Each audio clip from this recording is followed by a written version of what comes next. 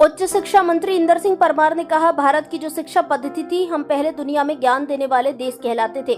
राष्ट्रीय शिक्षा नीति 2020 का जो ड्राफ्ट आया है तो देश ने सर्वसम्मति से निर्णय किया है कि काम करने का भारत के पास अपना ज्ञान विज्ञान और शौर्य कार्यक्रम था। शिक्षा पद्धति के माध्यम से हमारे देश का ज्ञान विज्ञान को वापस शामिल किया जा रहा है। डिग्री फ्री में यानी कि डिग्री डिजिटल किया जा रहा है। डिग्री माइग्रेशन फॉर्म ऑनलाइन कर रहे हैं। डिजी लॉकर के माध्यम से छात्र कभी भी अपनी डिग्री प्राप्त कर सकेंगे। यदि मैनुअल किसी को लेना हो तभी उसको आना पड़ेगा। भारत संवाद से पंडित कृष्णकांत तिवारी की रिपोर्ट। देखिए, डिग्री फ्री में मतलब डिजिटल कर रहे हैं। कभी भी विद्यार्थी डिग्री है, मार्कशीट है, माइग्रेशन फॉर्म है, ऑटोमेटिक ऑनलाइन करेंगे, निकाल सकते हैं कोई किसी को भी। इसलिए डिजी लॉकर का जो हमारा कॉन्सेप्ट है उसमें इस पूरा रिकॉर्ड हमारे विद्यार्थी का रहेगा। उसमें हमारी डिग्रियां भी जब छात्र चाहेगा जब मिल जाएगी तो डिजी लॉकर से वो प्राप्त कर सकेगा। ऑनलाइन कर रहे हैं इसलिए उसको भटकना नहीं पड़ेगा।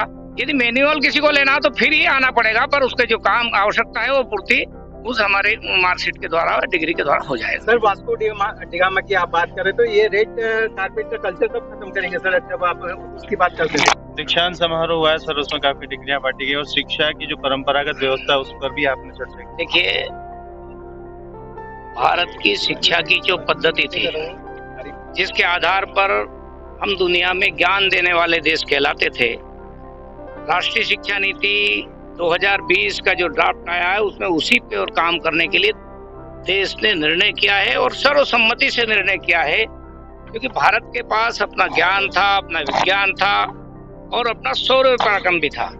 उसको जिस प्रकार से योजनाबद्ध तरीके से किताबों से बाहर किया, विज्ञान को भी हमारे को बाहर किया, हमारे नॉलेज को बाहर किया, उसको फिर से शिक्षा पद्धति के माध्यम से पूरे देश भर में शिक्षा में स्थापित करने जा रहे हैं, ताकि हमारे बच्चों को, विद्यार्थियों को समझ में आ सके कि हमारे लोगों के पास दुनिया जब सोचती थी उसके पहले ज्ञान था।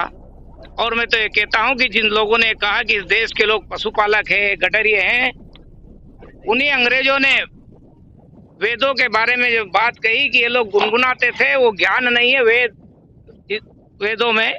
इसलिए मेरा कहना था कि उस समय का समाज हमारा शिक्षित समाज था, जो गडरिये भी, चारवाए भी, पशुपालक भी वेदों का गुणगान करते थे, मौखिक कंठस्थ करते थे।